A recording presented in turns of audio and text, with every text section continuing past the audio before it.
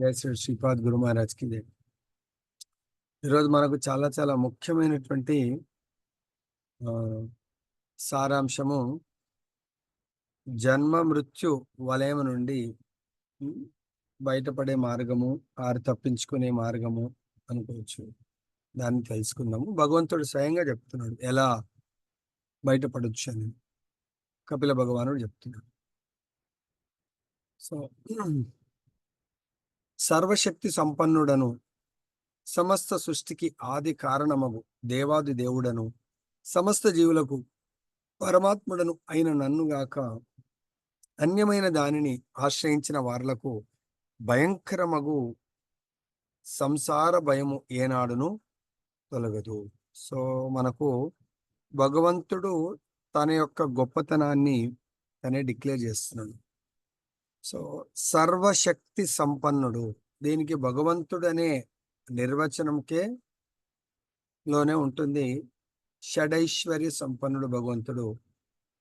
కాబట్టి 6 రకాలైనటువంటి ఐశ్వర్యాలు సంపూర్ణముగా కలిగిన వాడు భగవంతుడు. అదెవరు? కృష్ణ ఆర్ విష్ణు. విష్ణు యొక్క పూర్ణ అవతారాలు మాత్రమే సర్వశక్తి సంపన్నుడు. తర్వాత 2వ పదము సమస్త సృష్టికి ఆది కారణమగు దేవాది దేవుడను అంటున్నాడు భగవంతుడు. సమస్త సృష్టికి ఈ విషయాన్ని చరిత్రలో ఇప్పటి వరకు ఎవరు కూడా అంటే ఇలా అనౌన్స్మెంట్ అనేది చేయలేదన్నట్టు. చేశారు ఎవరన్నా చరిత్రలో? ప్రభుజీ నా మొబైల్ని, నా యొక్క దీన్ని సిస్టమ్ని పోస్ట్ చేయండి ప్రభు వెంకటేశ్వర. సో ఇది భగవంతుడు అనౌన్స్ చేస్తున్నాడు, ఎవరో చెప్పడం కాదు. సమస్త సృష్టికి ఆది కారణము నేను అని చెప్పేసి భగవంతుడు చెప్పడం జరిగింది. దాంట్లో ఇదే విషయాన్ని భగవంతుడు భగవద్గీతలో కూడా అనౌన్స్ చేస్తారు. సో భగవద్గీతలో ఇక్కడ భగవంతుడు 10వ అధ్యాయం 8వ శ్లోకంలో కూడా చెప్తున్నాడు, అహం సర్వస్య ప్రభవో మత్తః సర్వం ప్రవర్తతే ఇతి మత్వా భజంతే మాం బుధా భావ సమన్విత. భగవంతుడు డిక్లేర్ చేస్తున్నాడు కృష్ణుడు అర్జునుడితో. ఇక్కడ భగవంతుడు కపిల భగవానుడు తన తల్లితో డిక్లేర్ చేస్తున్నాడు, ఈ సృష్టి మొత్తానికి నేనే కారణంని, ఆది కారణము దేవాదేవుడు. ఇదే విషయాన్ని బ్రహ్మదేవుడు కూడా, సృష్టికి మొదటి జీవి కాబట్టి బ్రహ్మదేవుడు తన బ్రహ్మ సంహితలో డిక్లేర్ చేస్తాడు. ఇక్కడ కపిల భగవానుడు భక్తి యోగ మహిమలో డిక్లేర్ చేసిండు. కృష్ణ భగవానుడు భగవద్గీత 10వ అధ్యాయంలో అర్జునుడితో డిక్లేర్ చేస్తున్నాడు, నేనే ఈ 2 సృష్టిలకు, భౌతిక ఆధ్యాత్మిక జగత్తులకు నేనే కారణభూతుడనని. తర్వాత సర్వము నా నుండి ఉద్భవిస్తుంది అనే విషయం కృష్ణుడు అర్జునుడికి చెప్పాడు. ఈ విషయాన్ని ఎవరైతే సంపూర్ణంగా తెలుసుకుంటారో వాళ్ళు బుద్ధజనులు, నిజమైన బుద్ధి గల వాళ్ళు. ఈ విషయాన్ని తెలుసుకొని విశ్వసించి ఇంకా వాళ్ళు నాకు శరణాగతి, నా భక్తియుక్త సేవ యందు వాళ్ళు నియుక్తులై నన్ను హృదయపూర్వకంగా అర్చిస్తారని భగవంతుడు చెప్తున్నాడు. సో ఇక్కడ మనకు ఈ సృష్టికి, సమస్త సృష్టి అంటే భౌతిక ఆధ్యాత్మిక 2 సృష్టిలకు ఆది కారణమవు దేవాది దేవుడని నేనే అంటున్నారు. తర్వాత బ్రహ్మదేవుడు కూడా ఇదే విషయాన్ని ఆయన చెప్తున్నారు. ఏ శ్లోకంలో చెప్తున్నారు? కాబట్టి సమస్త సృష్టికి ఆది కారణము దేవాది దేవుడనని కపిల భగవానుడు చెప్తున్నారు. కృష్ణ భగవానుడు మనకు ఇలా ఎప్పుడైతే నేను స్ట్రెస్ చేసి చెప్తున్నానో అక్కడ భాగవతం పెట్టుకొని మీరు ఏం చేయాలంటే ఏ శ్లోకం కోట్ చేశాము అనేది రాసుకోండి. తర్వాత మీకు ఈజీ ఉంటుంది అన్నట్టు. ఇప్పుడు బ్రహ్మ సమితిలో కూడా ఇది ఉన్నది అన్నప్పుడు నెక్స్ట్ టైం ఎప్పుడైనా చదువుకుంటున్నప్పుడు ఈజీ అవుతుంది అన్నట్టు మనకు.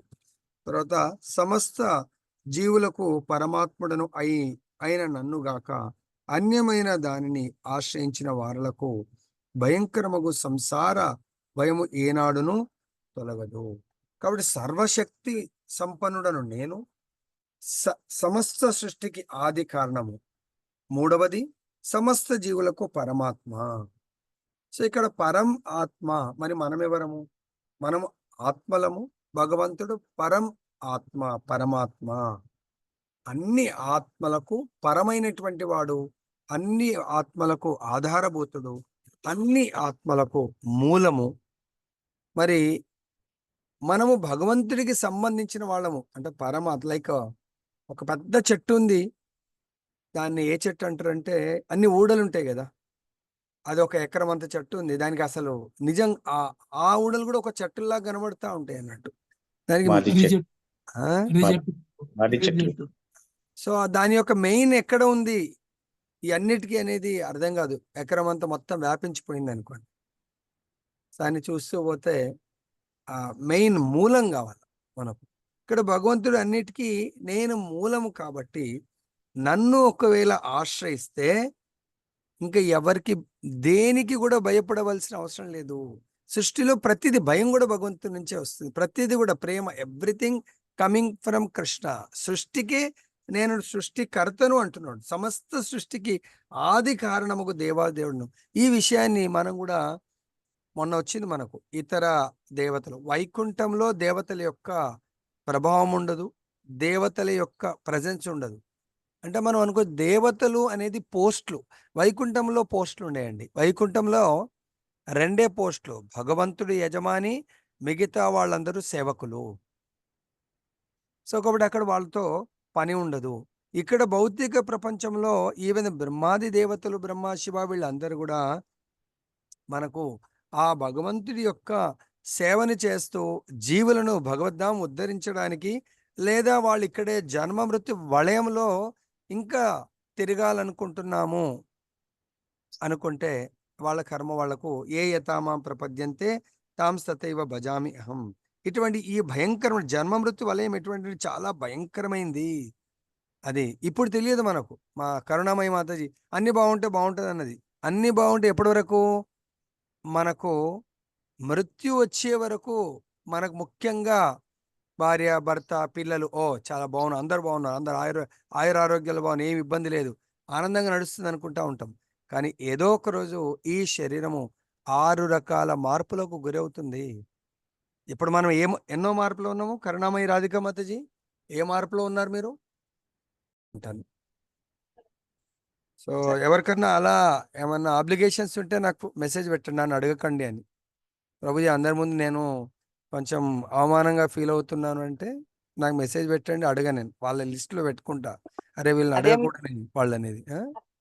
అదేం లేదు గురూజీ, అలా ఏం లేదు. పర్వాలేదు అంటే చెప్పలేం. కొంతమందికి అందరి ముందు సమాధానం చెప్తారా లేదా అనేది ఏం పెద్ద వరి కాకండి. వస్తే చెప్పండి, లేకుంటే లేదు.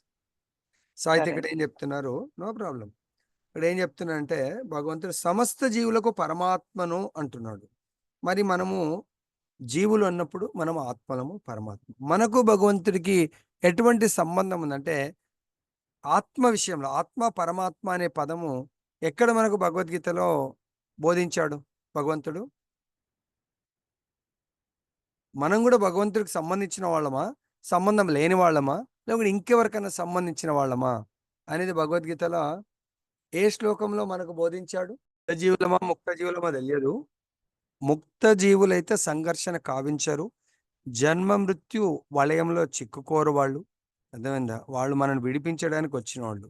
మనకు భగవంతుడికి సంబంధం ఏంటంటే ఈ బద్ధ భౌతిక జగత్తునందలి జీవులందరూ నా శాశ్వత అంశములు అంటున్నారు. కానీ మనం ఏ ఏ అండర్స్టాండింగ్, ఎటువంటి జ్ఞానంతో మనం జీవిస్తున్నాము? మనం అనుకుంటున్నాము నా వైఫ్, నా పిల్లలు, మా తల్లి తండ్రి, మా తాత, మేము శాశ్వత అంశములు. అంశం అంటే వంశం అనుకుంటా ఉంటాం ఇడ. అరే ఇంతకుముందు జన్మలు ఎన్ని వంశములలో జన్మించాము మనం? దీనికంటే 100,000 జన్మల్లో తీసుకున్నప్పుడు ఎన్ని వంశములు, ఎంతమంది మదర్ ఫాదర్, ఎంతమంది తల్లిదండ్రులు మారిస్తే అన్ని వంశాలను మార్చాము. కానీ అంశము భగవంతుడు మనందరికీ కూడా శాశ్వతమైనటువంటి అంశము భగవంతుడు. మనము అంశి. భగవంతుడి యొక్క ఇందాక ఆ వృక్షం గురించి చెప్పినప్పుడు ఎన్నో శాఖలుగా విడిపోతూ ఉంటాయి.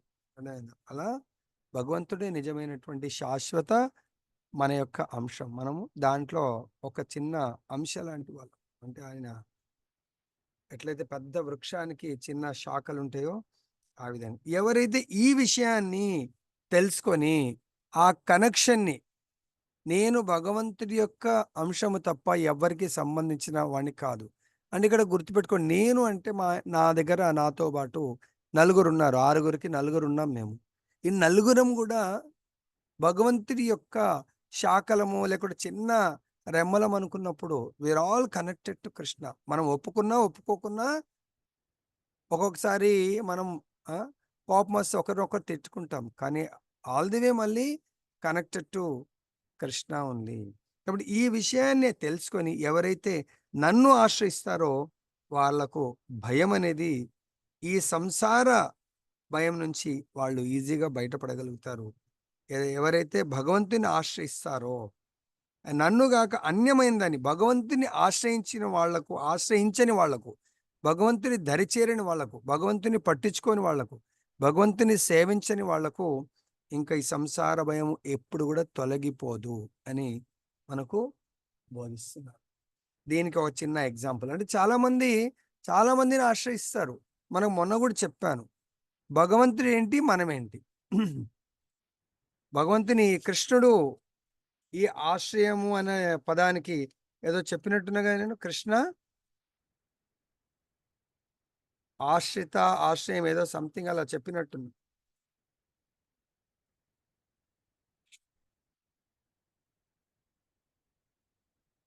కృష్ణుడు మనకు ఆశ్రయాన్ని ఇచ్చేవాడు కదా. సో ఆల్ ద వే మనం అంటే సదా భక్తులు ఎప్పుడు కూడా భగవంతుడి ఆశ్రయంలో, కృష్ణ ఆశ్రిత మనము ఆశ్రయం తీసుకునేవాళ్ళం. సో కాబట్టి కృష్ణుడి యొక్క ఆశ్రయాన్ని ఎవరైతే తీసుకోలేరో వాళ్ళు అనుక్షణము భయానికి గురవుతూ జీవిస్తా ఉండాల్సి వస్తుంది. దాని గురించి మనకు ఆచార్యులు ఒక సాంగ్ కూడా రాశారు. సో శంకర ప్రభుజీ ఏ సాంగ్ అది?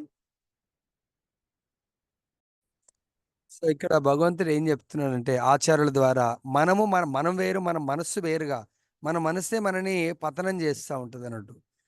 ఎవరైతే మనస్సుని కంట్రోల్ చేసుకుంటారో ఆ మనస్సు ద బెస్ట్ ఫ్రెండ్గా మనతో జీవిస్తూ ఉంటుంది. ఎవరైతే మనస్సుని మనం కంట్రోల్ చేయలేరో ఆ మనస్సు మనకు బద్ధ శత్రువుగా మారుతుంది. సో కాబట్టి మనం మనసుకు చెప్పాలా, ఓ మనసా నువ్వు అటు ఇటు పరిగెత్తడానికి కుదరదు. సో సాధు సంఘములో ఎలా జీవించాలి దానికి నువ్వు కోఆపరేట్ చేయాలా. సో సాధు సంఘంలో ఎవరుంటారు? భగవంతుడు ఉంటాడు. భజహురే మన శ్రీనందనందన్. ఆ భగవంతుని భజించిన వాళ్లకు అభయహస్తం భగవంతుడు. ఆ భగవంతుడి పాద పద్మాలు, అభయ చరణారవిందాలు మనకు అభయాన్ని మనకు ప్రసాదిస్తాయి. భగవత్ పాద పద్మాలు కాకుండా ఈ సృష్టిలో మీరు ఎవ్వరి పాద పద్మాలను ఆశ్రయించినా అవి మనకు భయాన్నే ప్రసాదిస్తాయి. దానికి ఒక చిన్న లీల చెప్తాను, శ్రద్ధగా వినండి. ఒకసారి ఒకతను, మనకు జనరల్గా అన్ని భయాల కంటే చాలా గొప్ప భయము మృత్యువు. సో ఈ మృత్యువు ప్రతి ఒక్కరూ ఫేస్ చేస్తారు. కానీ భక్తులు మృత్యువుని ఆనందంగా స్వీకరిస్తారు. అభక్తులు మృత్యువుని చాలా దుర్భరంగా మృత్యువుని స్వీకరించలేదు. అమ్మో నాకు మృత్యువు రాకూడదు అంటారు. ఎందుకు? వాడికి తెలుసు వాడి జీవితం అంతా కూడా చెడు కార్యాలు, నరకానికి వెళ్ళే కార్యాలు చేశాడు. మరి నరకం అన్నప్పుడు ఎవరు వస్తారు? యమలోకము, యమదూతలు వస్తారు. ఆయనకు ఒక ఆలోచన వస్తుంది, ఆ యమలోకంలో యమధర్మరాజు ఉన్నప్పుడు ఆ రాజుగారినే నేను తపస్సు చేసి ప్రసన్నం చేసుకుంటే నేను భయపడవలసిన అవసరం ఉండదు కదా, మృత్యువుని జయించొచ్చేమో అనుకొని యమధర్మరాజు గురించి చాలా తపస్సు చేస్తాడంట. గొప్ప తపస్సు చేసి, అది కూడా ఆయన కూడా జ్ఞానులు, జ్ఞానము మాయచే అపహరింపబడుతుంది. వాడు కూడా తెలుసు. 8వ అధ్యాయము 5వ శ్లోకం ఏంటది? అంత్యకాలేచ మామేవ స్మరణ్ ముక్త్వా కలేవరం య ప్రియాతి సమద్భావం యాతి నాతి అస్త్ర సంశయ. అంత్యకాలంలో ఎవరైతే నన్ను స్మరిస్తారో వాళ్ళు నా భావంతో నా లోకానికి వస్తారు. అంత్యకాలం ఎప్పుడు వస్తుందో నాకు తెలియదు కదా. అంత్యకాలం ఎవరు చెప్పగలుగుతారు? నా అంత్యకాలం ఎప్పుడు వస్తుందని ఎవరు చెప్పగలుగుతారు? హరే కృష్ణ. నా అంత్యకాలము ఎవరిదైనా అంత్యకాలము ఎవరి దగ్గర ఉంటుంది రాసింది? చిత్రగుప్తుడు. చిత్రగుప్తుడితో రాసి పెట్టింది ఉంటుంది. సో అది బెస్ట్. యమధర్మరాజు అంత్యకాలం చెప్తాడు. సో అప్పుడు మనం ఏదైనా ప్లాన్ చేయొచ్చు అనుకొని యమధర్మరాజుని ప్రసన్నం చేసుకుంటాడు. యమధర్మరాజు, "ఏ భక్త, ఏం కోరిక ఉంది కోరుకో" అంటాడు. ఆయన అంటాడు, "నాకు మృత్యువు నుంచి బయటపడే మార్గాన్ని, నేను మృత్యువుని జయించాలా, ఆ వరాన్ని ఇవ్వండి" అంటే, మృత్యువుని జయించి నేనే మృత్యువుని జయించలేను కాబట్టి నీకు ఆ వరాన్ని ఇవ్వలేను, అమరత్వాన్ని ఇవ్వలేను. మరి ఎలా, మరి అమరత్వానికి మరి మీరు ఇవ్వలేరు అంటే ఇంకో పని చేయండి అంటాడు. చెప్పండి అంటాడు. అప్పుడు భగవద్గీత ప్రకారం అయితే ఎవరికైతే మృత్యు ఆసనం అవుతుందో ఆ సందర్భంలో భగవంతుణ్ణి గుర్తు చేసుకుంటే మృత్యువుని జయించవచ్చు అంటారు కదా.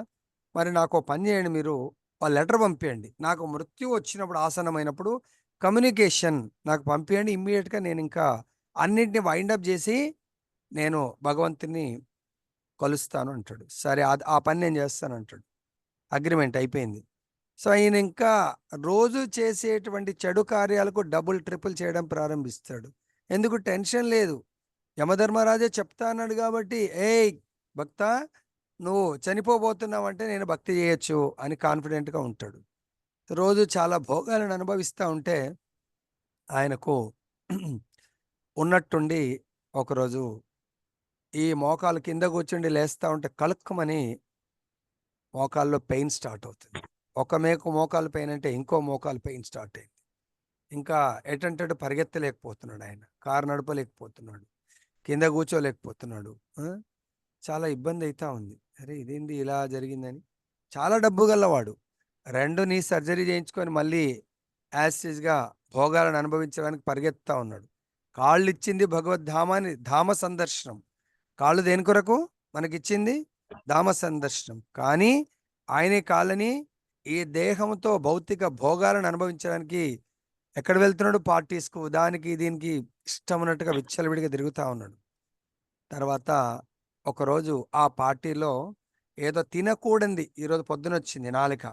నాలిక భగవంత్ నామస్మరణ చేస్తుంది, లేదా భౌతిక విషయాలను మాట్లాడుతుంది, ఇంకా లేదా భగవత్ ప్రసాదం తింటుంది, లేదంటే అప్రసాదం తింటున్నప్పుడు 2 పళ్ళు టక్ టక్ ఇరిగిపోయినాయంట, ఏదో కొరుకుతా ఉంటే.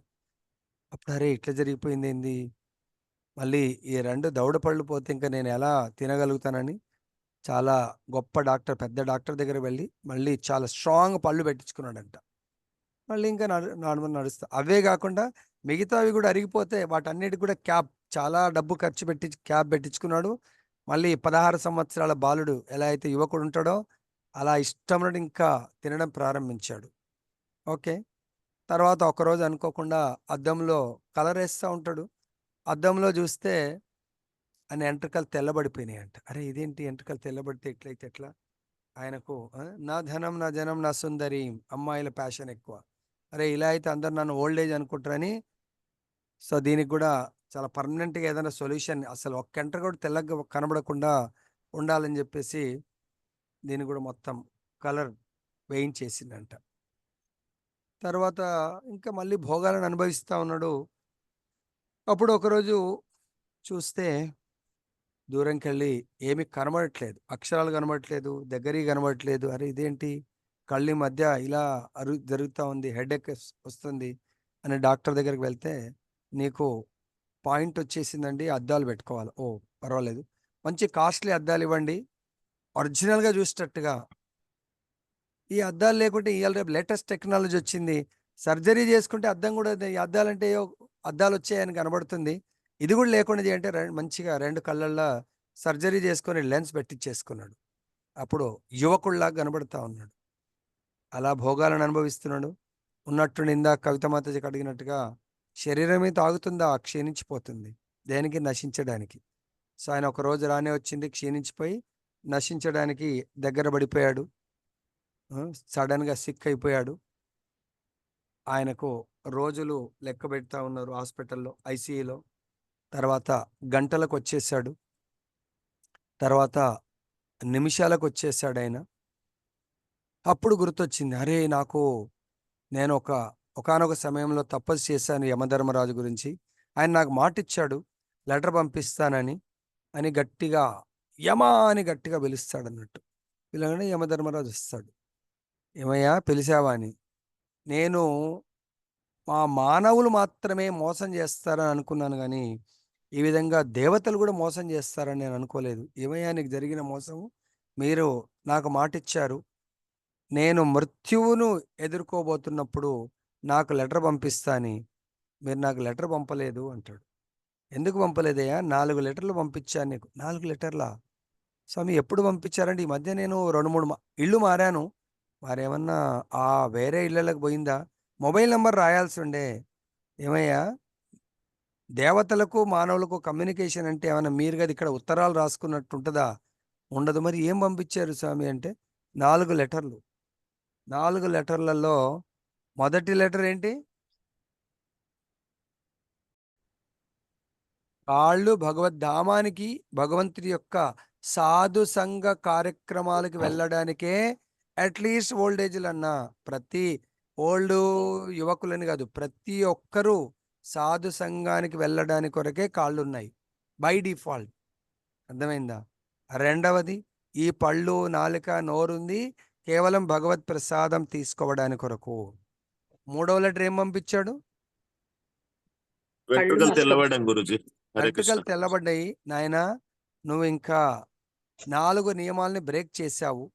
ఆ ఆ 4 నియమాలను ఇప్పుడన్నా 4 నియమాల్లో ఈ అమ్మాయిల యొక్క అలవాటు అంటే సాంగత్యం అనేది దాన్ని ఏమంటారు?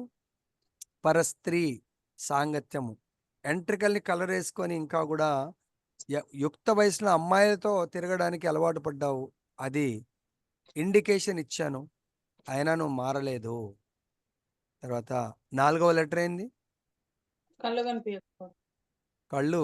ఆ, కళ్ళు నీకు చూపు తగ్గించాను, అప్పుడు కూడా గుర్తించలేదు. ఎందుకు? బిల్వమంగళ ఠాకూర్ ఆయన బృందావన్ వెళ్తూ కూడా ఇదే కళ్ళతో, ఇది నార్మల్ అంటే ఆపోజిట్ సెక్స్ ఇతరుల పట్ల ఆకర్షితులు అవుతూ ఉంటారు. ఎప్పటి వరకు? భౌతిక భోగాలను అనుభవించాలి అనే ప్రవృత్తి ఉన్నంత వరకు. కాబట్టి నీకు అది తగ్గించాలంటే నువ్వు పెద్ద సర్జరీ చేసుకొని ఇంకా ఎక్కువ భౌతిక భోగాల పట్ల ఆకర్షితుడైనావు. కాబట్టి ఇప్పుడు నేను ఏమీ చేయలేను, నీకు పంపించిన అశ్రద్ధ వహించావు అని చెప్పేసి యమధర్మరాజు వెళ్ళిపోయాడో లేదో ఇతను ఢమాలమన్నాడు. ఇంకా భగవంతుని నామము తీసుకోవాలి అనేది కూడా, ఎందుకంటే అక్కడే యమధర్మరాజు ఉంటే, యమధర్మరాజు ఎవరు? ఆయన ఉండి చనిపోతే ఆయనకు తప్పకుండా సద్గతి దొరుకుతుంది. యమధర్మరాజు ఏ లిస్టులోకి వస్తాడు? ఎటువంటి భక్తుల లిస్టులోకి వస్తాడు? మహాజనులలో ఒకడు. మహాజనులు. కాబట్టి మహాత్ముల సాంగత్యంలో చనిపోతే ఇంకా భగవంతుడి యొక్క కృపనే వస్తుంది. కాబట్టి ఆయన వెళ్ళిపోయాడు, ఈయన డమాలమన్నాడు. సో అది భయంకరమైన పరిస్థితి. ఆ విధంగా ఉంటుంది. అదే ఒకవేళ ఆ భక్తుడు భగవంతుడు కానీ తపస్సు చేసి ఉంటే అభయాన్ని ఇచ్చేవాడు భగవంతుడు. సో సాధు సంఘాన్ని ప్రసాదించేవాడు. ఇంత ఉన్నది ఈ యొక్క దీంట్లోనే. నెక్స్ట్ భాష్యం చూద్దాం. భగవానునికి విశుద్ధ భక్తుడు కానిదే జన్మ మృత్యు వలయము ఆగదని ఇచ్చట సూచింపబడింది. ఈ జన్మ మృత్యు వలయం అనేది భగవద్గీతలో మనకు 13వ అధ్యాయము ఏ శ్లోకంలో ఉంది? 9వ శ్లోకంలో ఉంది. ఓకే, మీరు కూడా మీ దగ్గర భగవద్గీత ఉంటే అది 8 నుంచి 12 శ్లోకాస్, 5 శ్లోకాస్ కంబైన్డ్గా ఉంటుంది. దాంట్లో 9వ శ్లోకంలో ఉంది, ఇంద్రియార్థేషు వైరాగ్యం అనహంకార ఏవచ జన్మ మృత్యు జరా వ్యాధి దుఃఖ దోషానుదర్శ. ఇది పెట్టుకోండి ఇంపార్టెంట్ లాగా. జన్మ మృత్యు వలయము మన పునరపి జననం పునరపి మరణం దాంట్లో పడేస్తూ ఉంటుంది. కానీ విశుద్ధ భక్తుడు మాత్రం ఈ జన్మ మృత్యు వలయం నుంచి దాటుతాడు. విశుద్ధ భక్తుడు కానివాడు మాత్రం దీంట్లోంచి ఈ చక్రంలోంచి దాటలేడు. తర్వాత కనుక హరిం వినా నా శృతిం తరంతి అని చెప్పబడింది. దేవాది దేవుడవు శ్రీకృష్ణుని అనుగ్రహమును బడేనిదే ఎవ్వరును జన్మ మృత్యు వలయమును దాటలేరు. అదే విషయం ఇచ్చట సమర్థింపబడింది. తన అసంపూర్ణ మగు ఇంద్రియ కల్పనము ద్వారా మనుజుడు పరతత్వము నెరిగే విధానమును చేపట్టవచ్చును, లేదా యోగము ద్వారా ఆత్మానుభవమునకై యత్నించవచ్చును. కాని ఎవరేది చేసినను శ్రీకృష్ణ భగవానునికి శరణము నొందనిదే ఏ విధానము కూడా ముక్తి నొసగజాలదు. దీని భావము కట్టిన నియమ నిబంధనలను అనుసరించుచు తపోధ్యానములను కావించువారు వృధాయత్నము కావించుచున్నారా అని ఎవరైనా ప్రశ్నించు అవకాశం కలదు. దానికి సమాధానము శ్రీమద్ భాగవతము 10.2.32 నందు ఏ నేర ఏ అన్యేర ఏ నేర ఏ నేహ అరవిందాక్ష ఏ అన్యేర అరవిందాక్ష విముక్త మానినః అని తెలపబడింది. శ్రీకృష్ణ భగవానుడు దేవకీ దేవి గర్భమునందున్నప్పుడు బ్రహ్మాది దేవతలు ఈ విధంగా ప్రార్థించిరి: ఓ అరవిందాక్ష, ముక్తులమైతిమని, భగవానునితో ఏకమైతిమని, లేదా సాక్షాత్తుగా తాము భగవానుడేననియు తలంచుచు గర్వితులయ్యడి వారు పెక్కురు కలరు. ఆ రీతిగా గర్వించినను వారి బుద్ధి స్తుతిపాత్రము కాదు.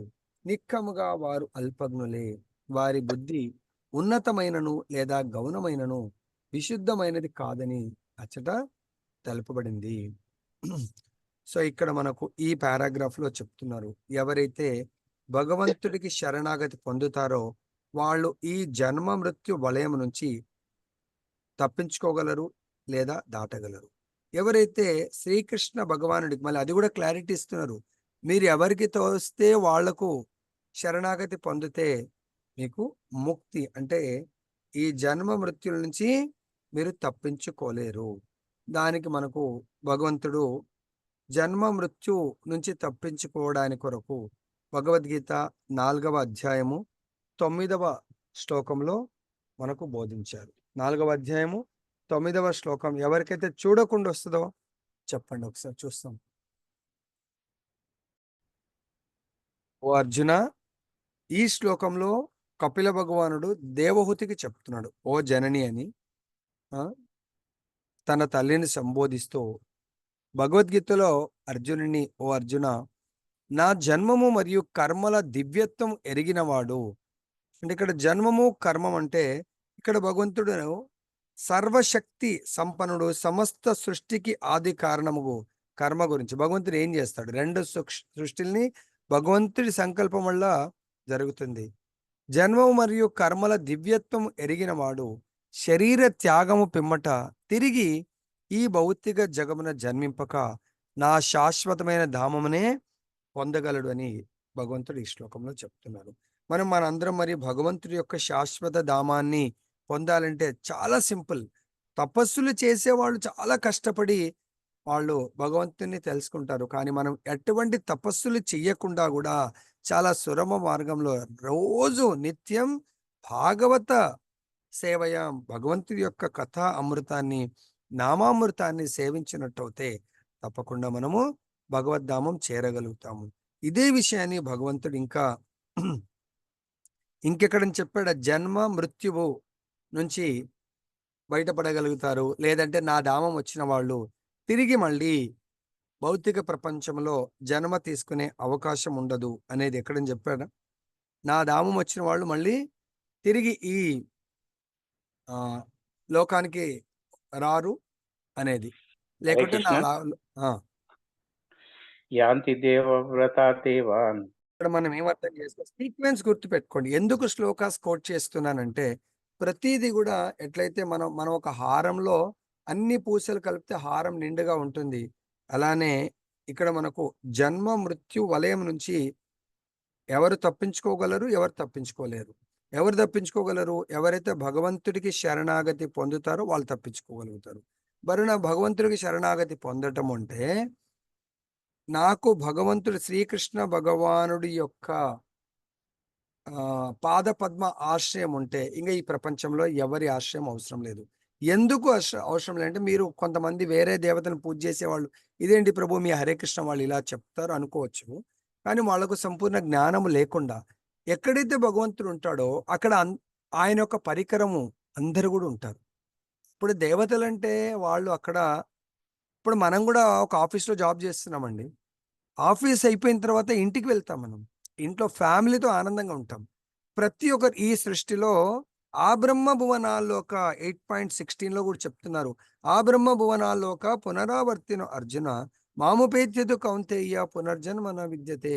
ఓ అర్జున, భూలోకం నుంచి మొత్తం ఈ బ్రహ్మాండంలో 14 లోకాల్లో పుణ్యకర్మలు చేసుకొని పుణ్యలోకాలకు, పాపకర్మలు చేసుకొని పాపలోకాలకు వెళ్ళినా, ఎక్కడ వెళ్ళినా కూడా మళ్ళీ పునర్జన్మ ఉంటుంది. కానీ నా లోకంకి వస్తే ఈవెన్ బ్రహ్మలోకం వరకు వెళ్ళినా, అంటే ఈవెన్ బ్రహ్మ పోస్ట్ సంపాదించినా కూడా మళ్ళీ వాళ్లకు ఈ 6 రకాలైన మార్పులు, మృత్యు అనేది ఉంటుంది.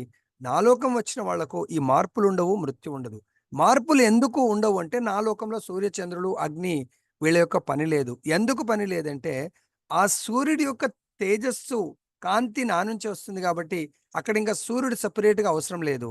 చంద్రుడి యొక్క తేజస్సు ఏదైతే ఉందో అది వనస్పతి, అంటే వనమూలికలు మనం జీవించడానికి ఏదైతే ఆహారం ఉందో అది చంద్రుడి యొక్క తేజస్సు వల్ల, కాంతి వల్ల, తేజస్సు వల్ల వస్తుంది.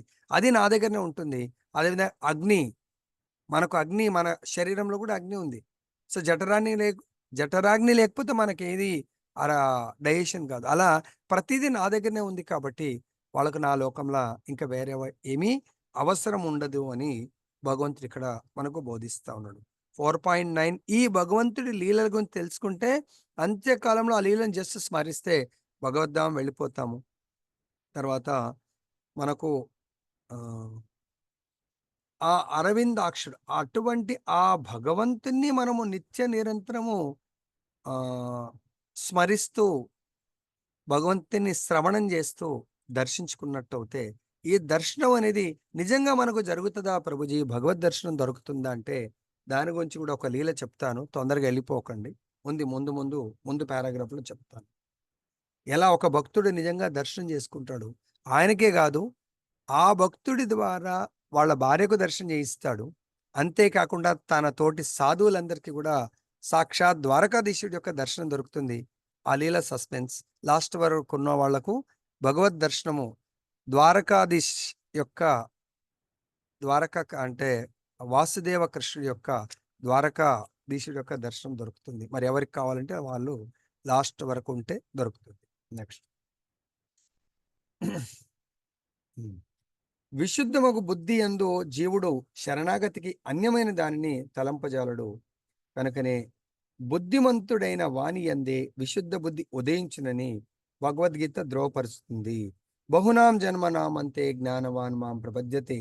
బహుజన్మల పిదప నిజంగా జ్ఞానవంతుడైన వాడే దేవాది దేవుడైన శ్రీకృష్ణునకు శరణు పొందగలడు. సో ఇక్కడ మనకు బహుజన్మలు అంటే బుద్ధిమంతుడైన వాణి యందు బుద్ధి. సో ఎవరు బుద్ధిమంతుడు, వాళ్ళ లోపల అసలు బుద్ధి ఎవరు ప్రసాదిస్తారు, ఇది భగవంతుడు. తర్వాత ఎన్నో జన్మలు వాళ్ళు చాలా కష్టపడి జ్ఞానాన్ని సంపాదిస్తారు. మనం కూడా ఈ జన్మలో కొంత జ్ఞానాన్ని సంపాదిస్తున్నాము. ఈ విధంగా భగవంతుడు చెప్తున్నాడు 7వ అధ్యాయము 19వ శ్లోకంలో ఏం చెప్తున్నాడు? బహునాం జన్మ నామంతే జ్ఞానవాన్ మాం ప్రపద్యతే వాసుదేవ సర్వమితి సమహాత్మా సుదుర్లభ. ఎవరైతే వాసుదేవుడే సర్వస్వం అని తెలుసుకోలేడో వాడు అజ్ఞాని. వాసుదేవుడే సర్వస్వం అని తెలుసుకొని ఈ జన్మ మృత్యువుల పిదప ఇంకా ఈ అన్నిటికీ కారణము ఆ వాసుదేవుడే అని తెలుసుకొని ఆ వాసుదేవుడికి ఎవరైతే శరణాగతి పొందుతారో వాళ్ళని మహాత్ముడు అంటారు. అటువంటి మహాత్ముడు సుదుర్లభము. మనకు అటువంటి మహాత్ముడు దొరికితే ఇంకా మన జన్మ ధన్యమైపోయినట్టే. అటువంటి మహాత్ముని ఇంకా మనము వదిలిపెట్టకూడదు. వదిలిపెట్టమంటే మళ్ళీ మనం దురదృష్టవంతులం. నెక్స్ట్, శరణాగత విధానం లేకుండా ఎవ్వరును ముక్తిని పడేయజాలరు. ఈ విషయమున శ్రీమద్ భాగవతం ఇట్లా పలుకుచున్నది. ఏవో కొన్ని భక్తి రహిత విధానములను చేపట్టి తమను తాము ముక్తులమని తలుచుచు గర్వితులయ్యడి వారి బుద్ధి విశుద్ధమైనది, మెరుగు పెట్టబడినది కాదు. వారు నీకు శరణాగతులు కాకపోవటే అందులకు కారణము. చూడండి, భగవంతుడికి శరణాగతులు ఎవరవుతారు? విశుద్ధ భక్తులు. భగవంతుడికి శరణాగతి కాని వాళ్ళు విశుద్ధ భక్తులు కాదు. అంటే వాళ్ళ బుద్ధి అంత ఇంకా విశుద్ధ స్థితిలో లేదు.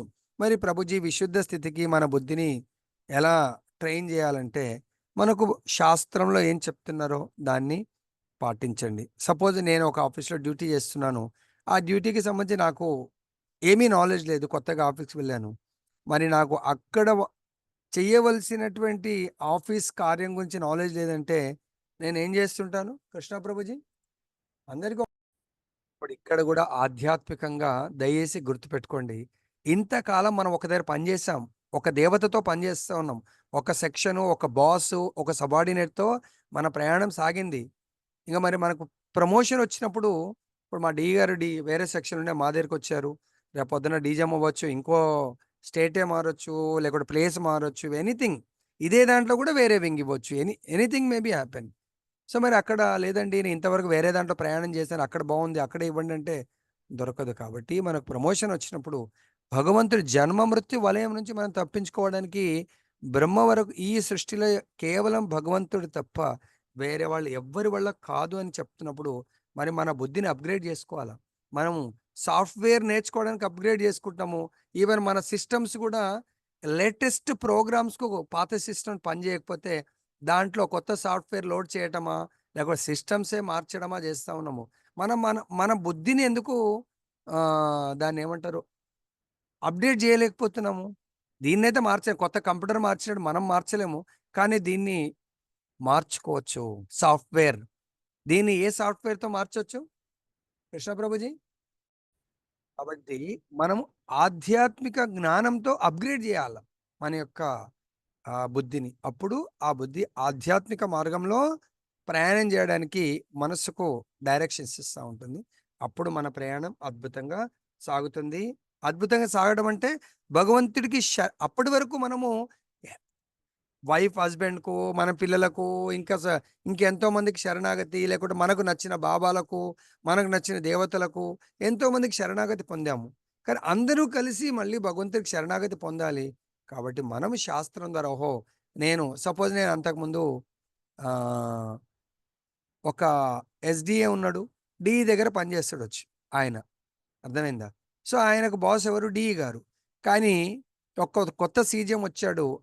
ఆయన దగ్గర అప్పుడు అతను చాలా చిన్న పోస్టే. ఒక టీఎంగా లేకుంటే ఇంకా మజ్దూర్‌గా చేసి ఉంటాడు. అతను డైరెక్ట్ ఐటీఎస్‌కొచ్చినప్పుడు. కానీ సీజీఎంగా వచ్చాడు. ఈయన మంచి ఎగ్జామ్స్ రాస్తూ ఎస్‌డీ అయ్యాడు.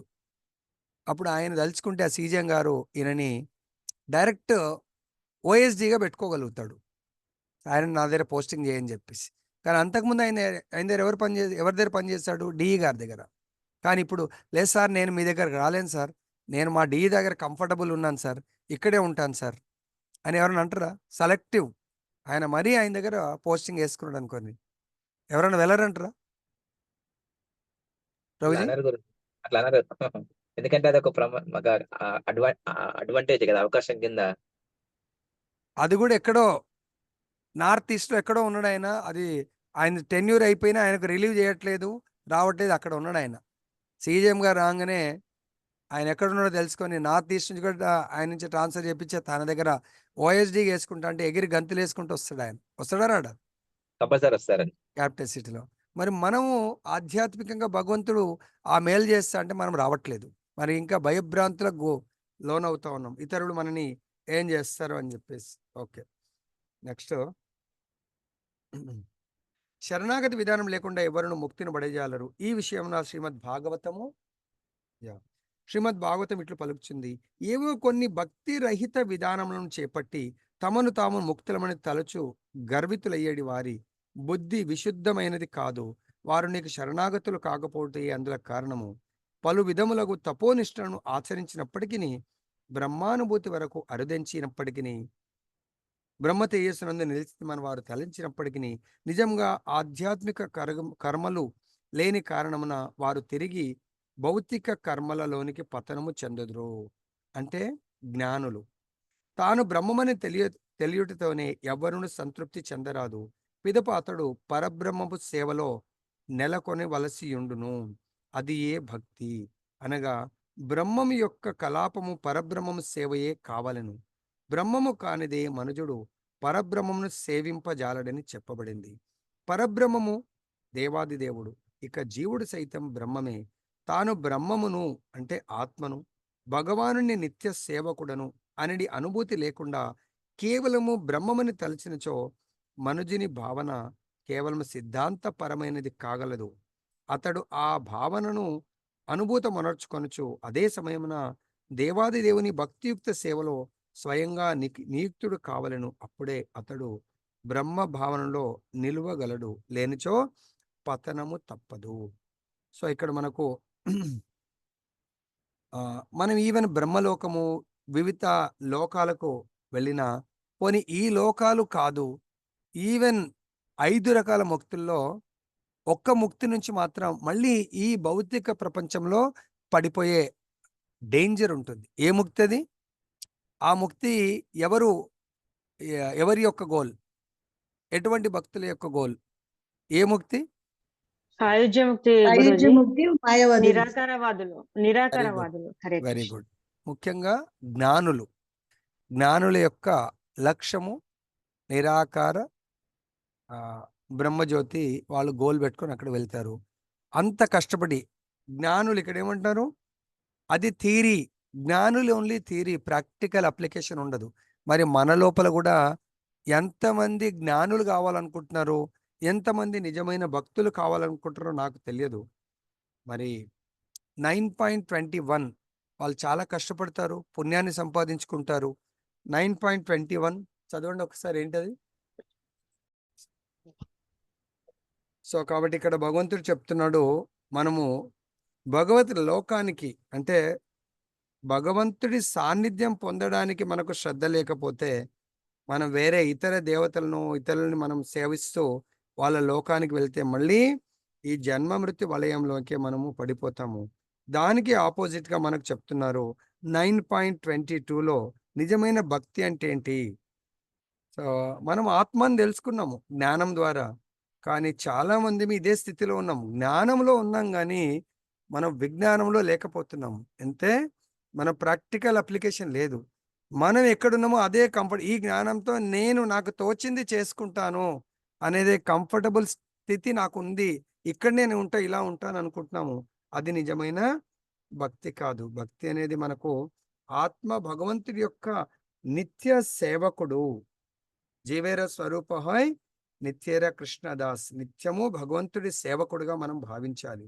దానికి భగవంతుడు భగవద్గీతలో 9.22లో చెప్తున్నారు, అనన్య చింతయంతో మాం ఏ జన పర్యుపాసతే తేషాం నిత్యాభియుక్తానాం యోగక్షేమం వహామ్యహం.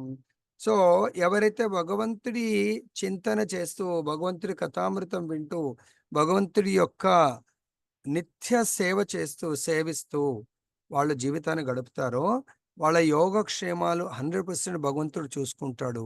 వాళ్ళు ఎట్టి పరిస్థితిలో కూడా పతనము చెందరు అంటున్నారు. దీనికే లీల ఈ పారాగ్రాఫ్ అయిన తర్వాత పతనం చెందరు అంటే సాక్షాత్ భగవద్ దర్శనము భగవంతుడు కల్పిస్తాడు వాళ్లకు. నెక్స్ట్, భక్తి రహితులైన వారు శ్రీకృష్ణ భగవానుని పాద పద్మముల దివ్యమగు సేవను నిర్లక్ష్యపరుతురు కనుక వారి బుద్ధి అల్పమైనదని శ్రీమద్ భాగవతం పలుకుచున్నది. సో ఎవరైతే భగవంతుడి పాద పద్మాలను నిర్లక్ష్యపరుస్తారో, భగవంతుడికి శరణాగతి పొందరో వాళ్ళ బుద్ధి అల్పమైందని భాగవతం చెప్తుంది. మరి మన దాంట్లో ఎవరన్నా ఉంటే చూసుకోండి.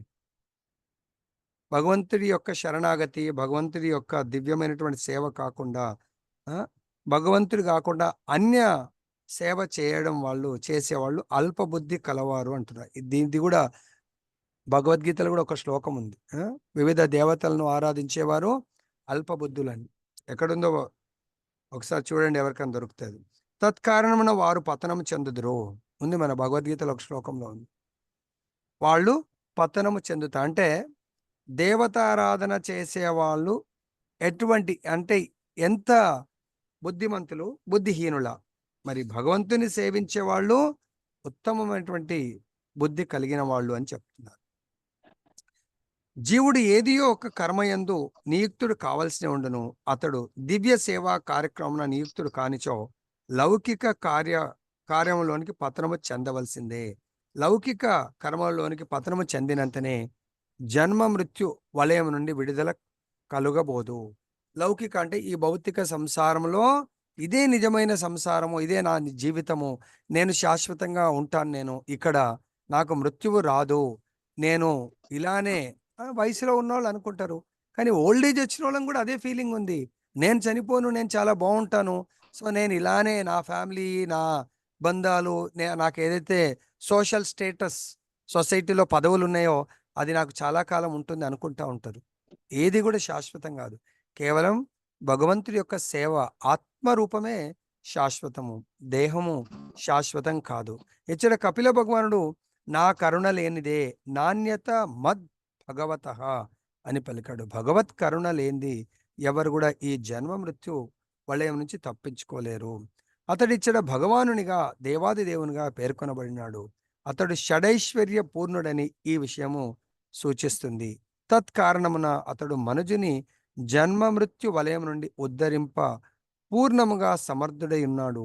పరమ పురుషుడైన కారణమున అతడు ప్రధానము అనియు పిలువబడును. సర్వుల ఎడ సముడైనను తనకు శరణము నొందిన వాని ఎడ అతడు ప్రత్యేకంగా అనుగ్రహమును కలిగి ఉండును. శ్రీకృష్ణ భగవానుడు సర్వుల ఎడ సమముగా వర్తించుననియు అతనికి శత్రుమిత్రులు లేరనియు భగవద్గీత ఎందు తెలుపబడింది. కానీ తనకు శరణొందిన వారి ఎడ ఆ దేవదేవుడు ప్రత్యేకంగా అనుగ్రహమును చూపును. అనగా కేవలము అతనిని శరణు వేడుట ద్వారా ఆ దేవదేవుని కరుణచే మనుజుడు జన్మ మృత్యు వలయం నుండి బయటపడగలడు. లేని ఎడల అతడు జన్మ జన్మలుగా అనేక మార్లు ఇతర ముక్తి విధానములు యత్నించవలసి వచ్చును. కపిల భగవానుడు ఆన్సర్ ఇచ్చేశాడు. సో జన్మ మృత్యువు నుంచి కేవలము భగవంతుడి సంపూర్ణ శరణాగతి పొందిన వాళ్ళను భగవంతుడు, ఎలా అయితే చిన్న బేబీ పాలు తాగే పాప ఆరు బాలుడు తల్లికి సంపూర్ణ శరణాగతి, కేవలము తల్లి యొక్క ఒడిని కోరుకుంటా ఉంటారు. వాళ్ళు ఎప్పుడు కూడా తల్లి ఒడి చాలా సురక్షితంగా భావిస్తూ ఉంటారు. అదేవిధంగా మనం కూడా ఆ బేబీ ఎవరు తెలియదు, ప్రపంచం కేవలం తల్లి కావాలి వాళ్ళకు. ఆ విధంగా నాకు ఈ ప్రపంచంలో వాళ్ళ చిన్నమ్మలు, పెద్దమ్మలు, అమ్మమ్మ, నాన్నమ్మ ఉండొచ్చు, కొద్దిసేపటికే మళ్ళీ వాళ్ళు తల్లి ఒడికి ఎంత వీలైతే అంత త్వరగా వెళ్ళాలనుకుంటారు. మనం కూడా ఈ బాహ్య ప్రపంచంలో ఎన్ని దగ్గరలు తిరిగినా కూడా మనము బాహ్య ప్రపంచం ఎంతో పనిచేసి మళ్ళీ మన ఇంటికి వచ్చినట్టుగా మనం మన నిజమైన ఇంటిని మనం మర్చిపోయాము. నిజమైన తండ్రిని, నిజమైన బంధువు, నిజమైన మిత్రుడు, నిజమైన గురువు, నిజమైన దైవాన్ని మనం మర్చిపోయి, ఇవన్నీ కూడా ఆల్ ఇన్ వన్. ఇవాళ రేపు ఇంజనీరింగ్ డిగ్రీ, పీజీలో ఆల్ ఇన్ వన్ ఏదో బుక్స్ వచ్చినట్టున్నాయి. అలా భగవంతుడి షడైశ్వర్య సంపన్నుడు. నీకు ఏ సంపత్తి కావాలన్నా కూడా భగవంతుడు ప్రసాదించగలడు. షడైశ్వర్యాలు అంటే 6 రకాలైనటువంటి ఐశ్వర్యాలు. 20 నిమిషాలది ఆ లీల మొత్తం 20 నిమిషాలు. ఒక గురువు గారి దగ్గర, మీరు నమ్ముతారో నమ్మరో, నేను దాదాపు ఆ లీలని ఒక 4 సార్లు వినుంటా. 20 minutes అది లీల ఆయన చెప్పాడు. అంటే ఒక ఎన్ని నిమిషాలు కేటాయించి ఉంటా? 80 నిమిషాలు కేటాయించిన దాన్ని మీకు ఒక 5 minutesలో చెప్తాను కంప్రెస్ చేసి. ఒక భక్తుడు ఉంటాడు, ఆయన హరిపాల్ అనే బ్రాహ్మణుడు, చాలా బ్రాహ్మణుడు, గొప్ప ధనవంతుడు, ఆయన మంచి భక్తుడు. ఆయన చాలా ధనం ఉంటుంది ఆయన దగ్గర. ఆయన అనుకుంటాడు, మనకు ఆశ్రమాల్లో మొదటి ఆశ్రమంలో ఉంటాడు. ఏంటి మొదటి ఆశ్రమము? ఆశ్రమాలు 4 అయితే మొదటి ఆశ్రమం ఏంటి? వర్ణమైతే బ్రాహ్మణుడు. మొదటి ఆశ్రమం బ్రహ్మచర్య ఆశ్రమం. ఆయనకు అనిపిస్తుంది బ్రహ్మచర్య ఆశ్రమం చాలా బాగుంటది, ఎవ్వరితోని కూడా ఏం పెద్ద పట్టింపులు ఉండవు, హాయిగా ఈ ధనంతో భగవంతుణ్ణి, ముఖ్యంగా సాధువులు ఏం చెప్తారంటే శాస్త్రము ప్రకారము భగవంతుని ఎక్కడెక్కడ మనం దర్శించుకోవచ్చు అంటే, ఆల్రెడీ భగవద్గీతలు కూడా చెప్పాడు, స్పెషల్గా గురుదేవుల రూపంలో భగవంతుని దర్శించుకోవచ్చు, సాధువుల రూపంలో భగవంతుని దర్శించుకోవచ్చు. ముఖ్యంగా గురు శాస్త్రంలో సాధు శాస్త్ర గురు. సో వీళ్ళ లోపల మనం భగవంతుని దర్శించుకోవడము ప్రయత్నం చేస్తే తప్పకుండా స్వయం భగవంతుడి దర్శనం దొరుకుతుందంట. వీళ్ళ లోపల మీరు భగవంతుని చూడలేకపోయారు అంటే మీ శాస్త్ర జ్ఞానము అంత పరిపూర్ణమైంది కాదు. నేర్చుకుంటున్నటువంటి జ్ఞానం కూడా అది, ఆ జ్ఞానం ఇలా విని ఆ రోజుకి ఆ రోజే ఎగిరిపోతున్నట్టంట. గురుదేవులను రూపంలో అందు గురించే మనకు అంటారు కదా, రోజు మంగళారతి సాంగ్లో యస్య ప్రసాదాత్ భగవత్ ప్రసాదో యస్య అప్రసాదాత్ నగతి కుతోపి.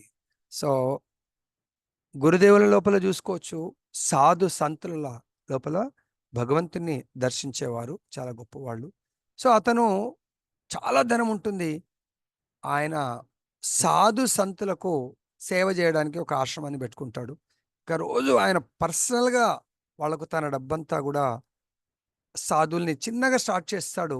అలా అలా ప్రచారమై చాలా రోజుకు రోజుకు రోజుకు పెరిగిపోతూ ఉంటారు.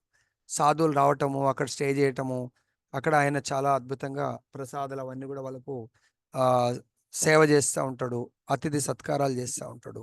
అక్కడ కథామృతం, భాగవత్ సప్తా కథామృతం ఆయన నిత్య నిరంతరము అరేంజ్మెంట్ చేస్తూ ఉంటాడు. కథలు భగవంతుడి యొక్క భాగవత్ శ్రవణం చేస్తూ ఉంటాడు. అయితే అదే ఊర్లో ఒక బ్రహ్మచారిని ఆమె శపథం చేస్తుందంట, అసలు నేను కూడా పెళ్లి చేసుకోను, ఒక పెళ్ళంటూ చేసుకుంటే రోజు ఒక 1000 మందికి, మినిమం ఒక 1000 మంది సాధు సంతులకు ఎవరైతే సేవ చేస్తూ ఉంటారో అటువంటి వాడిని చేసుకుంటాను, లేదంటే అసలు పెళ్లి చేసుకోను అంటాడంట. ఆ విషయం ఈయన దగ్గరకు వస్తుంది. అరే ఇదేదో బాగుంది కదా, నా కోరిక సాధు సంతులకు సేవ చేయాలని, నేను ఒక్కడనే ఉన్నాను, ఒక గృహిణి, ఇదే కాన్సెప్ట్ ఉన్నటువంటి గృహిణి ఉంటే ఇంకా నాకు ఇంకేం కావాలా, సో బాగుంటుందని చెప్పేసి ఆ ప్రపోజల్ని ఆయన యాక్సెప్ట్ చేస్తాడంట. సో నేను పెళ్లి అంటే ఫస్ట్ ఏమో పెళ్లి చేసుకోను అన్నాడు. ఎందుకు పెళ్లి చేసుకుని తలకాయ నొప్పి, ఆ వైఫ్ ఎట్లా వస్తుందో తెలియదు, నాకేమో నా జీవితము సాధువుల సేవకు, సాధు సంతుల సేవకు త్యాగం చేయాలనుకుంటున్నాను, వాళ్ళ కొరకే నా జీవితము కేటాయించాలనుకుంటున్నాను. మరి వచ్చిన ఆమె కూడా అసలే ఇంట్రెస్ట్ లేదనుకోండి, తలకాయ నొప్పి ఉంటుందని దాన్ని విరమించుకున్నాడు. కానీ ఆమె ఎప్పుడైతే శపథం చేసిందో, సో ఈయన ఆమెను యాక్సెప్ట్ చేశాడు. సో వైదిక సాంప్రదాయం ప్రకారం పెళ్లి చేసుకుంటారు. ఇద్దరు కలిసి ఒకే కాన్సెప్ట్లో, ఒకే మార్గం, ఒకే లక్ష్యం, ఒకే గోలు వాళ్ళు. సో అద్భుతంగా ఇంకా రోజు రోజుకు చాలా మంది మహాత్ములందరూ వస్తూ ఉంటారు. కానీ ఎంత డబ్బున్న వాడైనా కూడా, కుబేరుడి ధనం కూడా కూర్చుండి తింటే కరిగిపోతుంది గుట్టలేనా అన్నట్టుగా వాళ్ళు ఇంకా వాళ్ళు వేరే ఏదైనా బిజినెస్ కానీ జాబ్ కానీ చేద్దాం సమయమే లేదు, అంత సాధువులు వస్తూనే ఉన్నారు. ఈయన చాలా ఆనందంలో సేవ చేస్తూ ఉన్నాడు. ఆశ్రమానికి రావడము, ఇంకా వాళ్ళకి సేవ చేస్తూ చేస్తూ వాళ్ళ దగ్గర లిక్విడ్ క్యాష్ ఉన్నదంతా కూడా తరిగిపోయింది. అప్పుడు కూడా ఆయన భయపడలేదు, ఆనందమే ఆనందం ఆయనకు సాధువులను సేవిస్తూ ఉంటే. అప్పుడు ఏమైందంటే తన దగ్గర చాలా భూములు ఆస్తులున్నాయి, అవన్నిటి కూడా అమ్ముతూ అమ్ముతూ మొత్తం సేవ చేస్తూ ఉన్నాడు. అవి కూడా కరిగిపోయాయి.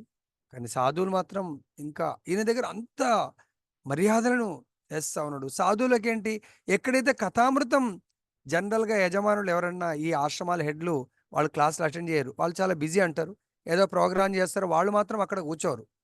మన ఇళ్ళల్లో కూడా మనం ఏదైనా ప్రోగ్రాం పిలుస్తారు, గురుగారు మా ఇంటికి రండి ప్రోగ్రాం, కానీ ఆ ప్రోగ్రాంకి పిలుస్తారు, వాళ్ళు మాత్రం క్లాస్ అటెండ్ చేయరు. ఏంటంటే వాళ్ళు వేరే అందరు అరేంజ్మెంట్లలో బిజీ ఉంటారు, కానీ క్లాస్ అటెండ్ చేసే పరిస్థితి అట్లా కాదు. ఆయన మొత్తం వాళ్ళ దగ్గర శ్రవణం ఇంపార్టెంట్, శ్రవణం చేస్తూ ఉంటాడు.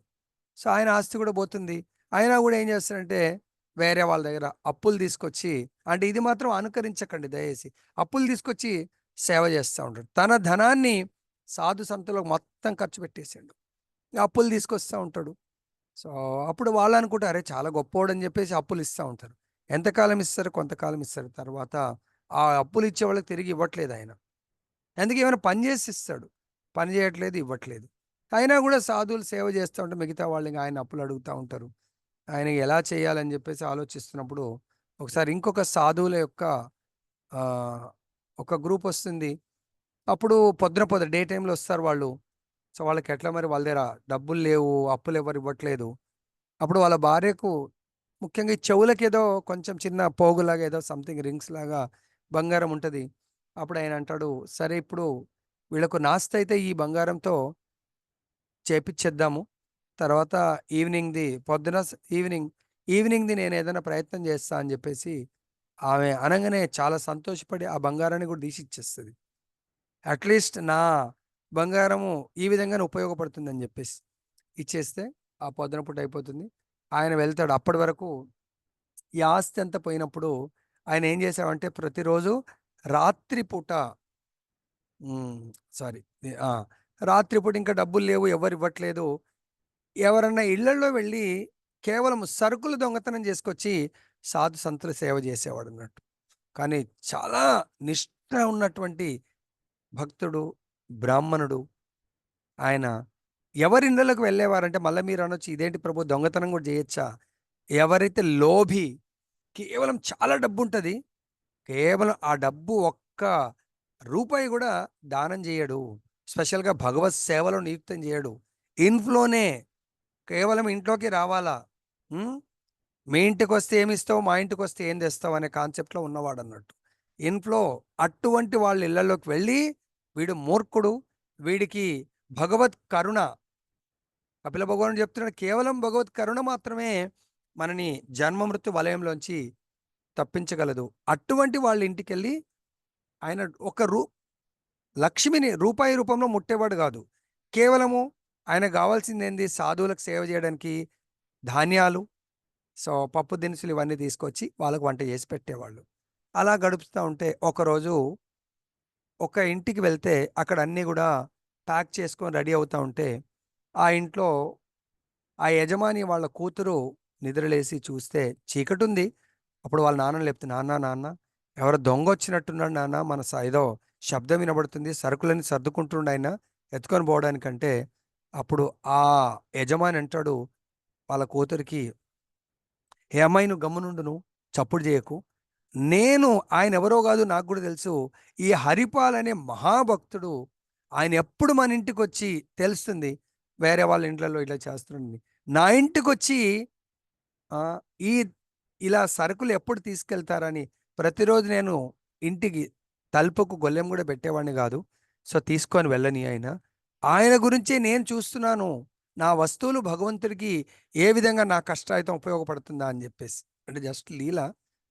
సో అప్పుడు ఈ విషయం ఆయన వింటాడు, అరే బాబు ఇది చాలా ఈయన మహాభక్తుడున్నట్టున్నాడు, నేను దొంగతనం చేయవలసింది ఎవరైతే మూర్ఖులు డబ్బు ఉంది కానీ రూపాయి భగవంతుడికి సాధు సంతుల సేవకు పెట్టట్లేదో నా నియమం అది, కానీ ఈయన ఆల్రెడీ భక్తుడున్నాడు కాబట్టి ఆ సరుకులు తన యొక్క కండువాలో కట్టుకుంటాడు, కండువాతో సో అక్కడ వదిలిపెట్టి వెళ్ళిపోతాడు అన్నట్టు. అప్పుడు నెక్స్ట్ డే మార్నింగ్ ఈ భక్తుడు ఏం తక్కువవాడు కాదు, నెక్స్ట్ డే మార్నింగ్ ఆయన వదిలిపెట్టే కండువాతో సహా అవన్నీ ఇంకా ఎక్కువ సరుకులు తీసుకెళ్ళి హరిపాలనే భక్తుడికి ఇచ్చి, ప్రభు మీరు రాత్రి వచ్చారు కానీ నేను దురదృష్టవంతుని అనుకున్నాను, మీరు సామాన్ తీసుకొని వెళ్ళకపోతే దయచేసి ఈ సరుకుల్ని సాధు సంతుల సేవకు ఉపయోగించండి అని చెప్పి ఇచ్చేసి వెళ్ళిపోతాడు. అవి కూడా అయిపోయినాయి. నెక్స్ట్ డే మార్నింగ్ వచ్చినప్పుడు ఈ విధంగా తన భార్య యొక్క పోగులు అమ్మేసి ఆ సాధు సంతులకు బాల్భోగ్ అంటే టిఫిన్ చేయించడానికి ఖర్చు పెడతారు. మరి ఈవినింగ్ ప్రసాదంకు డబ్బులు లేవు.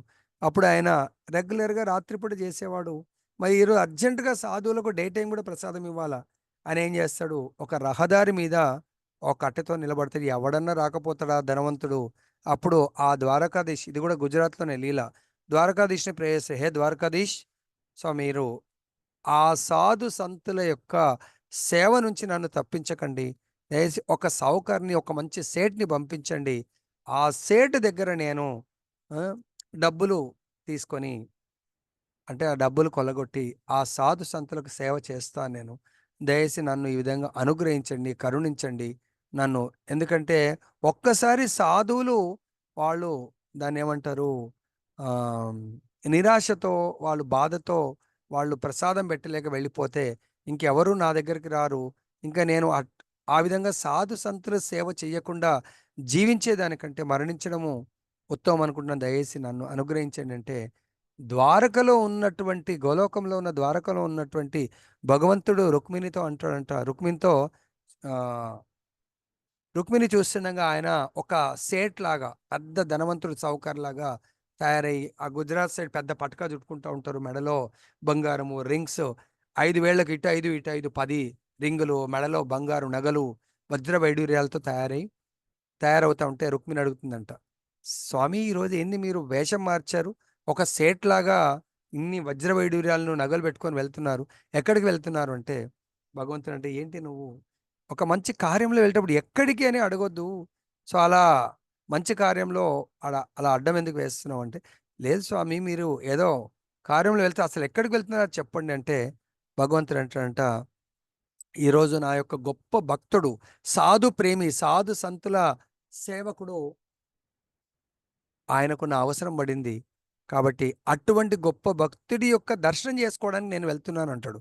అప్పుడు ఆమె అంటది, నేను కూడా వస్తాను స్వామి, నాకు కూడా అవకాశం ఇవ్వండి అని చెప్పేసి అంటుంది. సరే, నువ్వు కూడా ఒక శటాని లాగా తయారవ్వు అంటే ఆమె కూడా మొత్తం ఒంటి నిండంతా బంగారు నగలు అవన్నీ వేసుకొని ఇద్దరు కలిసి ఆయన ఎక్కడైతే సేటు గురించి కాపలా కాస్తున్నాడు ఎవరైనా వస్తే అని ఆయన ముందు ప్రత్యక్షమవుతాడు. ప్రత్యక్షం అవ్వగానే ఇప్పుడు ఈయనకు చాలా ఆనందం అనిపిస్తుంది. ఓహో, అట్లీస్ట్ ఈ విధంగా నాకు ఒక సౌకర్యం దొరికాడు, సాయంత్రం డబ్బులు ఇచ్చేయచ్చని. అప్పుడు ఈయన అంటాడు, సేటు గారు మీకేమన్నా నేను సహాయం చేయగలుగుతానా? సో ఏమన్నా సహాయం నేను చేసే సహాయం ఏదన్నా ఉంటే చెప్పండి, నేను మీకు సహాయం చేస్తాను అంటాడు. అప్పుడు ఆయన అంటాడు, చాలా పెద్ద తిలకం అది ఇది అంత వేషధారణ భక్తుడిలాగా భగవంతుడు ఆయన రెచ్చగొట్టడానికి, లేదు లేదు నీలాంటి వాళ్ళు నమ్మము, ఇలా ఇయ్యాల రేపు చాలా మోసాలు చేస్తూ ఉన్నారు, ఈ తిలకాలు పెట్టుకొని డ్రెస్ వేసుకొని భక్తుడిలాగా కనబడతా ఉన్నారు, కానీ ఎంతో డబ్బులు కొట్టేస్తారు, దొంగతనాలు చేస్తూ ఉన్నారు, అది ఇది అంటే ఆయన అనుకు లోపల నిజంగానే కదా ఈయనేదో ఆ, ఆ, జ్యోతిష్యం చూసేలాగా ఉన్నాడు, నేను నిజంగా దొంగతనమే చేస్తున్నాను, కానీ దొంగతనం సాధు సేవ గురించి చేస్తున్నాను. లేదు ప్రభుజీ, మీరు చెప్పింది కరెక్టే, కానీ ఏదైనా సేవ ఉంటే చెప్పండి, మా ఇంటికి కొంత గెస్ట్లు వచ్చారు అంటే అప్పుడు ఒప్పుకున్నాడు. కాబట్టి భగవంతుడు చెప్తున్నాడు, సరే సరే, నాకు జంగల్ అది, నేను ఈ జంగల్ని దాటాలా, కాబట్టి నన్ను దాటించు, ఎందుకంటే ఇక్కడ ఎవడో హరిపాల్ అనే దొంగ ఉన్నాడంట, వాడి నుంచి నన్ను రక్షించు, వాడు ఇక్కడ అంతే దొంగతనాలు చేస్తూ ఉన్నాడంట, కాబట్టి క్రూర మృగాల నుంచి రక్షిస్తూ నువ్వు ముందట నడువు, మేము నీ వెనక నడుస్తూ ఉంటాము, కానీ ఒక కండిషన్, నువ్వు మాత్రం వెనకకు చూడొద్దు, ముందుకు నడుస్తావు. సరే, ఆయన కండిషన్స్ ఒప్పుకున్నాడు. ఈ లోపల నేను ఇంత డబ్బులు ఇస్తాను, నా దగ్గర ధనం ఉంది, బంగారం ఇవన్నీ ఉన్నాయి, ఇస్తాను అంటాడు. కానీ ప్రభు నాకు అడ్వాన్స్గా కొంత డబ్బు ఇవ్వండి, ఆ యొక్క అతిథి సేవ కొరకు నేను ఆ డబ్బు ఇచ్చేసి మళ్ళీ మీకు సేవ చేయడానికి వస్తానంటాడు. సరే అని భగవంతుడు ఆయనకు ఇవ్వడం జరుగుతుంది.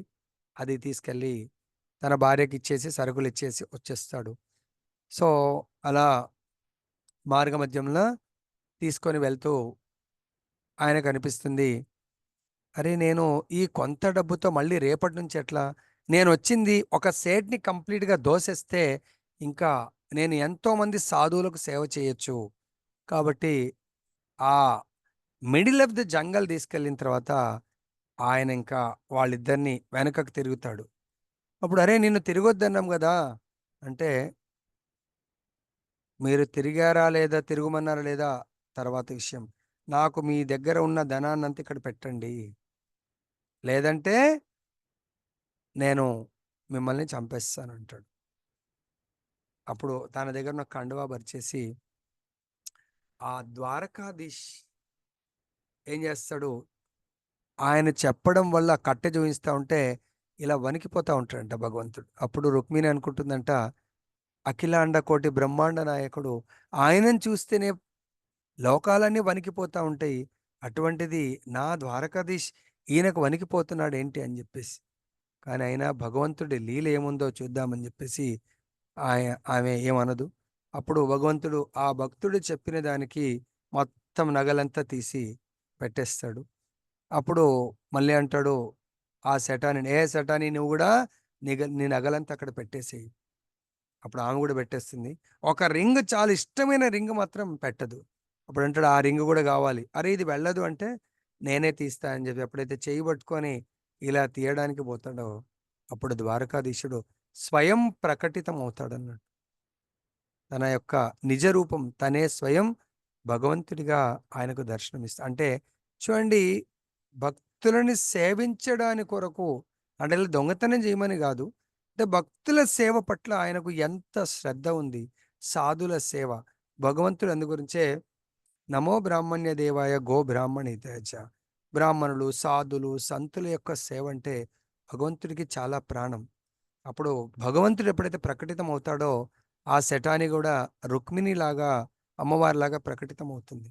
అప్పుడు ఆయన యొక్క కళ్ళల్లోంచి అశ్రుధారలు, అరే భగవంతునే నేను ఈ విధంగా డీల్ చేశానా, భగవంతుడితో ఈ విధంగా ప్రవర్తించానా అని. భగవంతుడు అంటాడు, దీంట్లో నీ తప్పేం లేదు, ఇదంతా కూడా నా లీల అని చెప్పేసి చెప్తాడు. అప్పుడు ఆ భక్తుడు కోరుకుంటాడు, ప్రభు నిజంగా మీరు నా భక్తి పట్ల ప్రసన్నమైతే నా భక్తిలో కూడా నా యొక్క ధర్మపత్ని యొక్క సగం దాన్ని ఏమంటారు, దీంట్లో ఆమె యొక్క సగం రోల్ ఉంది, ఆమెకు కూడా దర్శనం ఇవ్వండి ప్రభు అంటే, అప్పుడు ఈ భక్తుడితో పాటు వాళ్ళ ఇంటికి వెళ్ళి వాళ్ళ యొక్క భార్యకు దర్శనం ఇస్తారు. అక్కడ ఉన్నటువంటి ఆ రోజు వచ్చినటువంటి సాధువులందరికీ కూడా ద్వారకాధీశుడి యొక్క నిజరూప దర్శనాన్ని ఈ భక్తుడి ద్వారా అందరికీ కల్పించడం జరుగుతుంది. సో ఎవరైతే సాక్షాత్ భగవద్ దర్శనం చేసుకున్న తర్వాత భగవంతుడు ఈ డబ్బంతా భక్తుడు అంటే నాకు వద్దంటున్నాడు. భగవంతుడు అంటాడు, లేదు లేదు, నువ్వు ఈ డబ్బుతో, ఇది తరగని డబ్బు నేను ఇస్తున్నాను కాబట్టి దీంట్లో నిత్య నిరంతర నీ ఆఖరి శ్వాస వరకు సాధు సంతుల సేవ చేస్తూ తర్వాత నువ్వు నా యొక్క గోలోక ధామానికి మీరిద్దరు భార్యాభర్తలు వస్తారని చెప్పేసి నేను మాటిస్తున్నాను. అప్పటి వరకు ఈ డబ్బుతో, ఇది తరగదు డబ్బు, భగవంతుడు ఇచ్చింది, సేవించండి, సేవ చేస్తూ మీ జన్మ ధన్యం చేసుకోండి అని చెప్పేసి భగవంతుడు తిరిగి వెళ్ళిపోతాడు అన్నట్టు. సో కాబట్టి భగవంతుడు భక్తులతో ఇటువంటి అపారమైనటువంటి లీలలు చేస్తూ ఉంటాడు. జయ బలో గ్రంథరాజ్ శ్రీమద్ భాగవతం కీ జయ, శ్రీ శ్రీ రాధారమన్ లాల్ కీ జయ, శ్రీ జగన్నాథ్ బలదేవ సుభద్ర మహారాణి కీ జయ, గౌర్నితాయ్ భగవానికి జయ. దీని ద్వారా మనకు ఏమర్థమైంది? డౌట్ కంటే బెస్ట్ ఇప్పుడు మనం ఎక్కడున్నాము, మన కర్తవ్యం ఏంటి, మనం ఏ విధంగా అర్థం చేసుకోవచ్చు? ప్రతిభ మాతాజీ, ఏమర్థమైంది దీని ద్వారా? అంటే నిష్ఠతో దేవుడిని భక్తులు కానీ సేవ చేస్తే దేవుడు ప్రసన్నం అవుతాడని. ఓకే, మీరు ఇప్పుడు ఆల్రెడీ నిష్ఠతో సేవ చేస్తున్నారు కదా, చేస్తురా? కొంతవరకు చేస్తున్నా, కొంతవరకు మీది విని విని కొంచెం చేస్తున్నా. ఇప్పుడు ఈ భక్తుడు ద్వారా మనం ఏం తెలుసుకోవచ్చు, ఏ విధంగా సేవ చేయాలో? మనసారా సేవ చేయాలి అంత నిష్ఠతో, అంతే. సరే, ఇంకెవరికైనా ఆయన ఏ విధంగా సేవ చేశాడు అనేది ఇంకెవరైనా చెప్తారు? ఏ విధంగా చేశాడు, ఆ స్టోరీలో సారాంశం ఏంటి? ఈరోజు వచ్చింది కూడా మనకు ఇంకెవరన్నా? హరే కృష్ణ ప్రభుజీ పూర్తిగా వైరాగ్య చిత్తంతో ఉండి అర్పణ చేశాడు. Okay, very good. ఇంకా హరే కృష్ణ గురుజీ, తన్మన్తో తను భగవంతు సేవ చేసిండు గురు. అంటే మాతయ్య తన్మన్ ధన్ అంటే ఆయనే శరీరం ద్వారా భక్తులను సేవించిండు, మనసు ద్వారా నిరంతరం భక్తులను సేవించాలని కోరుకున్నాడు.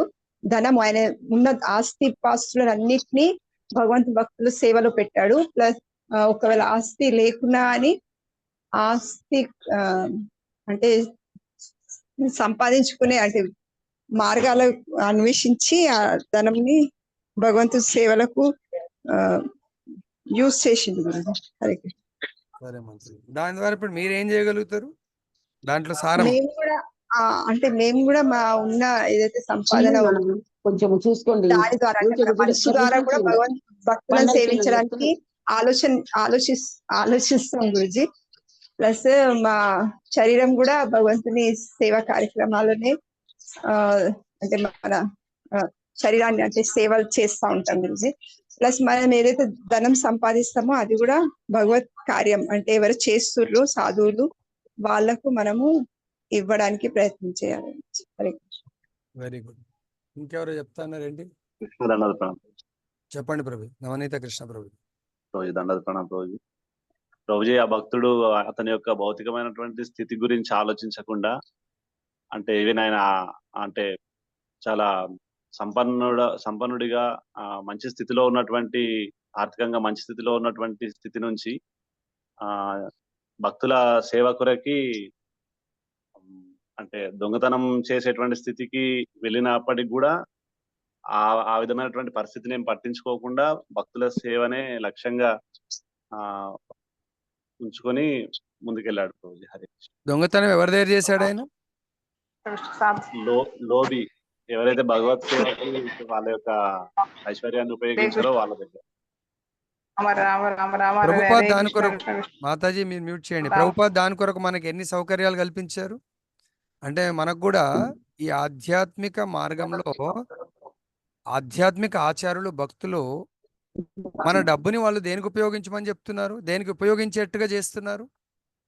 మన వాళ్ళు మొన్న పాపం తెలియక, లేదు ప్రభుజీ అది కమర్షియల్ అది ఇది అన్నారు. ఇప్పుడు ఈ లీలలో మనం మనకు తెలియక మన ఆలోచన సూక్ష్మ బుద్ధి వల్ల ఎవరన్నా గొప్ప సేవ గురించి అరే ఇది కమర్షియల్ చేస్తా ఉన్నారు.